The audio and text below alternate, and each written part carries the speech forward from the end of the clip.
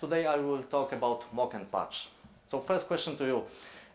Do you create unit tests when you create your applications? Please raise a hand if you do.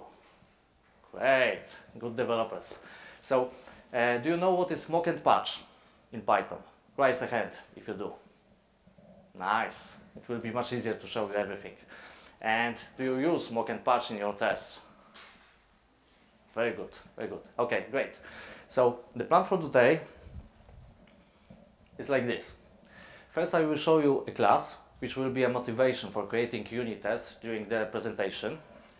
Next I will show you a template of unit test, and this template will be extended during the whole presentation, so we will do different variations of unit tests, and I will show you how to use mock and patch.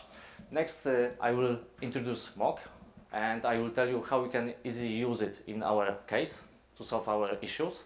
Then I will tell you about patch, and we will use patch to solve other issues in our cases. Everything that I will tell you today you can find on this site. This is Python documentation for mock, and actually you can find there much more than I can show you during this short presentation. So please check it if you like it. So let's say that client came to us and he asked us to create application which will receive some emails and take some data from those emails. In this case, it will be sender, receiver and subject. So then those data should be sent to some endpoint using REST API. That's what client asked us to do.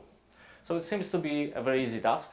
We take a few developers, and after a few days they create application which source code probably contains something similar to the class which you can see on the slide. The class called message sender, something similar like this. And let's see what this class can do. It has send method. This send method has, send method has message. And as you can see, from message we take sender, receiver and subject. And then using post method from request library, we send this data to the endpoint pointed by our client. And we do it, of course, a few times in case of failure. If post method will fail, then we retry it. And depending on the result of post method, we return true or false. So that's all what this class does. And it's obvious that if we want to create unit tests for this class, then probably the first test would test the result of this method. So depending on the result of post method, we should check if the method returns true or false. This is obvious. But what other tests should we create, or what other things should we do if we want to test this method? So this is a question to you, and of course I have drinks which are a prize for your answers. So an idea, what else should we test in here? Response codes. Yes, we can test it, of course. What else?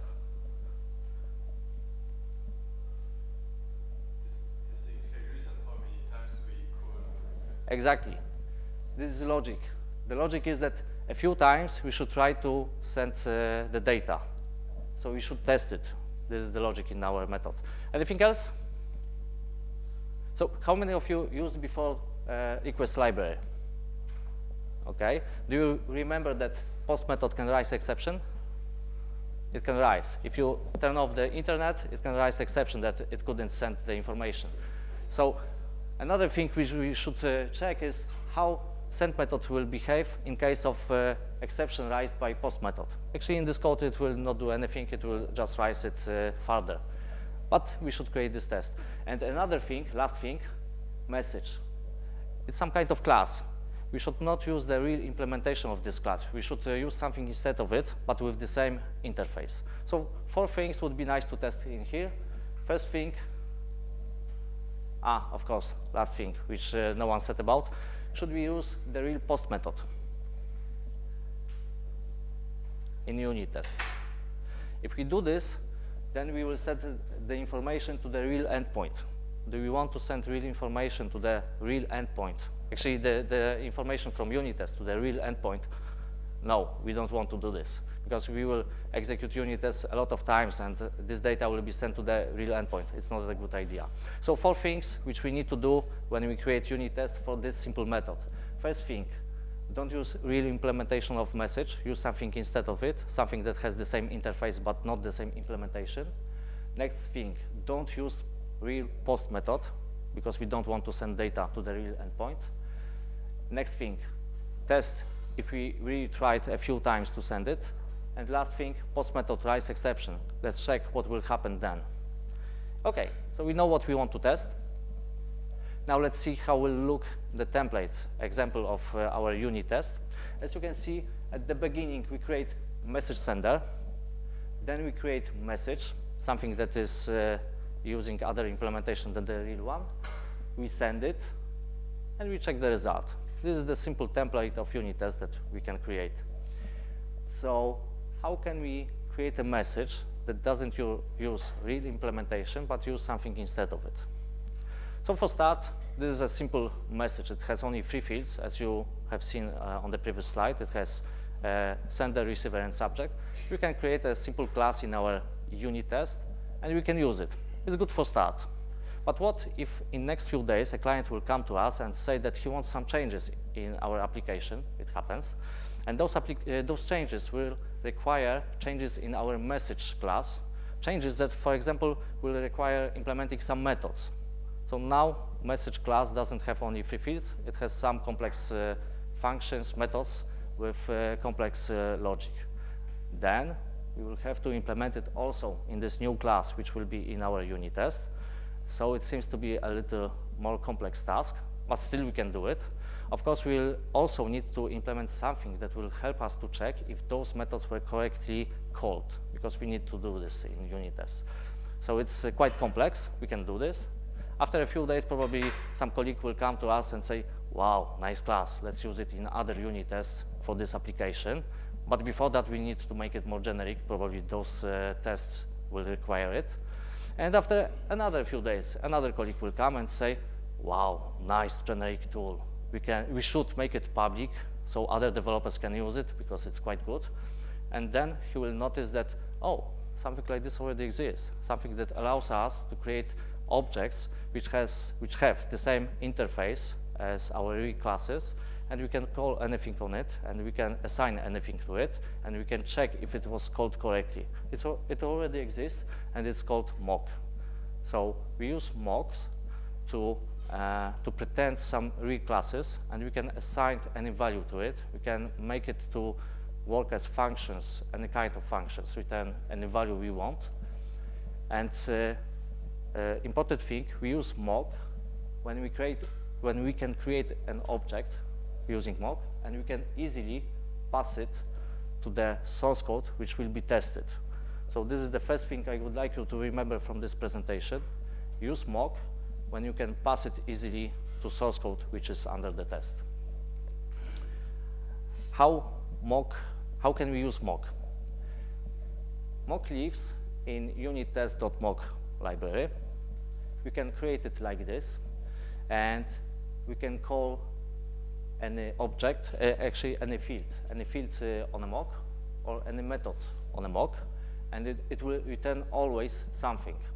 This last line is output from the print function. So this is also advantage and disadvantage of mock. It will always return something. Okay, but how can we use it in our unit test? Actually, this cannot be used in our unit test because we don't want mock to return anything. We need mock to return something that we expect. It can be done easily, just like you can see in here. You can set any value to a field which didn't exist before. Now it exists, and it will always return the value which we set. And as for methods, we can create methods, but if we want a method to return some value, we need to return attribute which is called return value. And from now on, whenever you call this method, which didn't exist before, it will always return what we expected to return. There is a shortcut. It can be done like this. So when you create a mock, you can tell it what it should return. The same for the method. A little more complex for a method.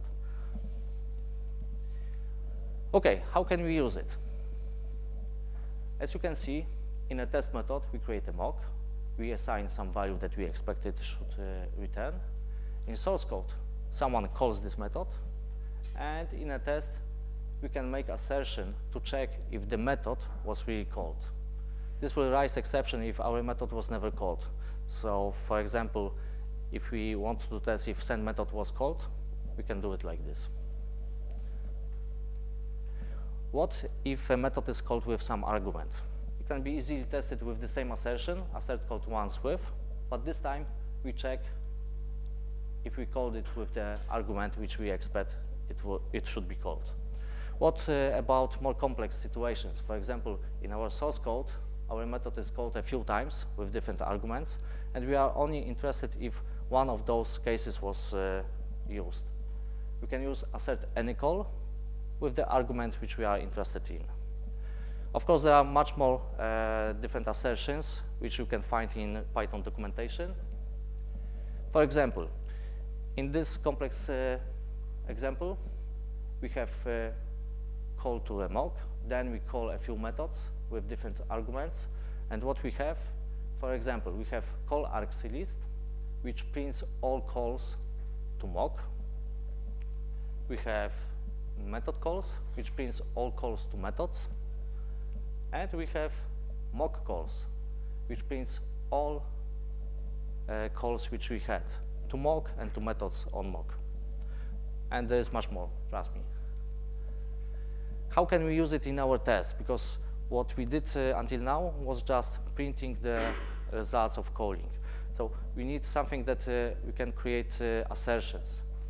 Okay, we can do it by importing call and creating assert equal and comparing. For example, mock calls, we can compare with a list of expected calls. This is what we expect the mock should be called. And another example, we can compare, for example, only calls to existing method, like this.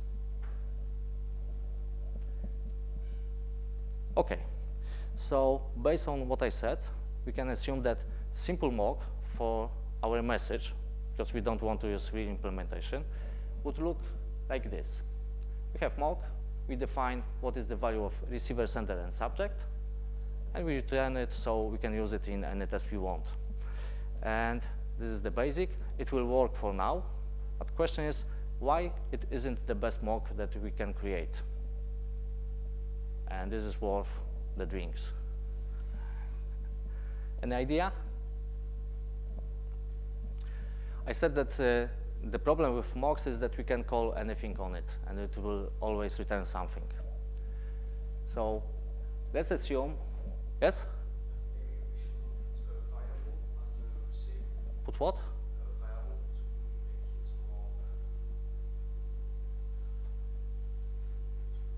Yes? If you want to use it on the different test different things, you should put variable receiver with parameters on getback message in order to put different strings on the receiver, sender, and subject. It's not about this one, but I will tell you something, maybe you will have idea. So let's say that someone will remove subject from message class, the original class. So he will change the interface. It can happen. If we create a mock like this, will the test still pass after this change to the interface, to the real message? Yes, this is the question. So who thinks that test will pass? Raise your hand. Okay, and who thinks it will not pass? Raise your hand. Okay, unfortunately, test will pass, because if we remove subject from the original message class, then we still define it in mock, and mocks allows us to do it, why not? And if we put this mock to the real sender method, it will call the subject which we defined, so the test will pass. There's no issue with this one. So it's not good. We should have something that will protect us from creating mock with subject which doesn't exist. So this is one thing that we would like to have in our mocks, something that will protect us from creating mock with fields that don't exist. So let's say that we have it, or for example, we remove it. So we removed subject from original message, and we removed subject from the mock. But we didn't remove it from send method. So we still expect in send method that subject is there. if we execute a test with this mock, will it pass? So again, who thinks yes? Please put your hand up.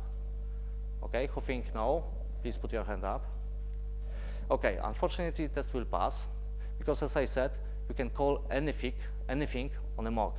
So even if we didn't define it here, we still can call subject in our send method.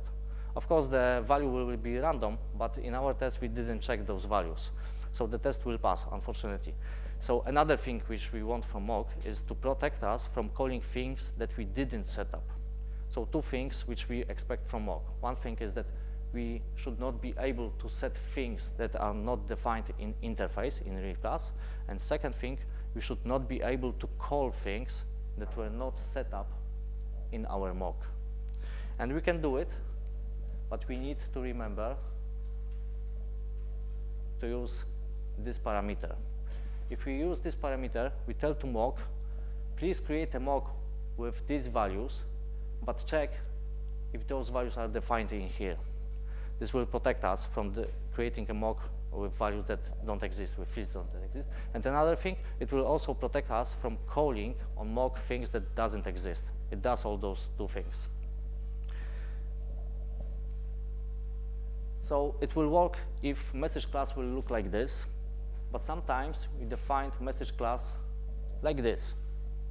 Yes, everyone knows it? I think yes. Okay, so in this case, we will have a problem because mock cannot check values which are created like this, fields which are created like this dynamically. What can we do in this case? We can use this argument. And we need to use it in case of response. Because when response is created by post method, it sets status code dynamically, just like in constructor, which I showed you on the previous slide. So we cannot use spec set because status code doesn't exist. It's not created on the class. It's created in the method, which is dynamically.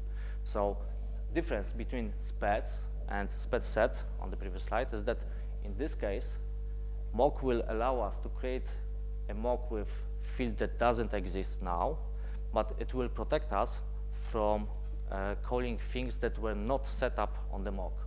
So we cannot call anything more than status code. In this case, this is something that we need to use because status code is not defined in the class. The same case if we want to create a mock for failure response. So this is actually the same test as I showed you previously. So we have solved the first problem. We are using something instead of real implementation of message. Now what we would like to do is not to use a real implementation of post method. So how can we do it?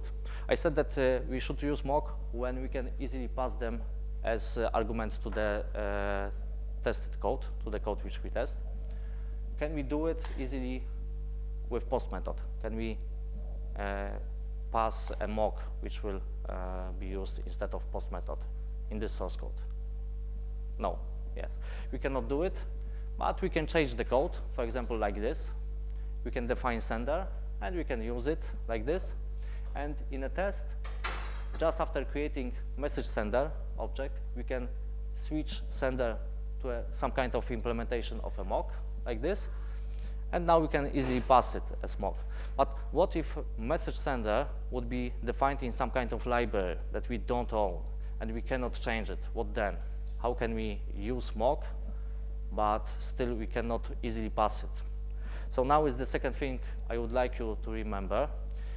If you cannot pass mock easily to the source code, you should use patch. This is the second important thing I would like you to remember. So how patch works? You can create a patch in different ways. I prefer creating it as annotation to a test. It will create a mock. This line will create a mock, and this mock will be accessible during whole test. Mock will be passed as an argument to the test, and mock will be created for the thing defined in the string. So we define in a string what should be mocked. this argument says that we should use spec set for creating this mock. Mock is already created. You can assign a value which it should return, so the response. And at the end of test, we can check if the post method, the mock for post method, was really called, and was it correct? Was it called with correct values, the values which we expect? So it's quite easy. But I prefer this way of creating a patch. The difference is that we call patch.object, and it doesn't use string, at least for the first argument. It uses object which is imported. It's better when you use some kind of IDE, for example, PyCharm, because you can do some kind of refactoring, and it will support you during the refactoring. So it will check the imports, and it will fix imports for you. You still have string path only for the name of the method, but it can also be changed that it will not use the string. Okay, when you use patch, at least at the beginning, you might have some issues with it, because many people forget at the beginning how to create a correct patch. The problem is that patch should be created according to the place where the patched method is called. In this case, we patch post, as you can see, and post is used from request. So we patch it from request. In this case, this is the same code, and it also uses post method, the same from request, just like here, but there's the difference how we call it. We call it actually from message sender class, not from request like this, but from message sender. So in this case, we need to patch it based on the message sender, not the request. This is very important. Without it, the patch will not work, and actually it will not give any exception, so you will not know why the patch is not working. You might spend some time on it to fix it. Okay, so we know how to not use real post method. We know how to not use real message. Now we can think how to check if exception was raised and how our send method behave in this case. How can we do it? We can do it also using patch. So we create a patch. Difference is that instead of assigning return value to our mock, we assign side effect. With side effect, we can define exception which should be raised, and with this check, we can find out if this exception was really raised from our send method. So this is really easy. Okay. Another thing, return value, different values. So actually this is the last thing from our list, what we wanted to test. We wanted to test if post method was called a few times, and during those calls we should return failures from our post method, and maybe at last time we should return a correct value. So we should return different values from our post method. How can we do it? Also with side effect. As you can see, we define side effect and we tell it return this list. So it will work like this. If we call post method for the first time, it will return first value from the list. If we call post method for the second time, it will return second value. And for the third time, it will return third value. And we can check it like this, if everything was called as we expected. Sometimes we would like to replace the original method, post method, with some kind of implementation that we have in our test. We can also do it easily with side effect. In our test, we implement some kind of method, and we tell use it instead of original method. Sometimes we will have to create a few mocks for one test. If we want to do this, there is no issue with that. We just create a few patches. They will create a few mocks. And very important thing, another thing which you can forget about, is the order. The order is opposite. The order of arguments is opposite to the order of the patches. So last patch is the first mock, and first patch is the last mock. This is very important. Another thing, sometimes we create a class with a lot of unit tests, and those unit tests, all of them, have the same patch. So instead of writing those patches all the time, you can just write it once on the level of the class. Another very important thing, sometimes you will want to create a patch in setup method. Setup method is something that is called just before each test method, and after each test method, teardown method is called. In setup method, we can create some objects, and in teardown, we have to remove them. So beginners quite often forget that if they create a patch in here, they of course will remove it in teardown, but not like this. This is the correct code. But let's say someone will create a patch in setup and remove it in teardown. There can be issue that, for example, if we create patch in this line in setup method, and in another line there will be something that will raise exception, teardown will never be executed. This is how setup and teardown works. So we created a patch, exception was raised from setup method, and it was never removed in teardown because teardown was not executed. This is a common mistake, and this is the correct solution for this. We create a patch, we add it to cleanup, and we start the patch now. Starting from now on, even if exception will be raised, this method will protect us. Teardown will not be executed, but cleanup will be executed. So our patch will be removed. This is very important because you can imagine that you set up a patch, you didn't clean up it, you have something like 1,000 tests, and let's say the first test set up a patch, it didn't clean up, and for example, 900 tests will fail. So it's much farther, and actually you don't know why it failed. It uses patch, but you don't know how, where it comes from, and a lot of unit tests to analyze. It can be a huge problem. So please remember about this one. This is very important. Sometimes probably you will have to mock environment variables, and it might not be easy, but with patch dict, it is very easy. So it's something worth to remember. To summarize, please remember two things, most important. Use mock when you can pass it easily to source code, and use patch when you cannot easily pass a mock to your source code. Yes, questions?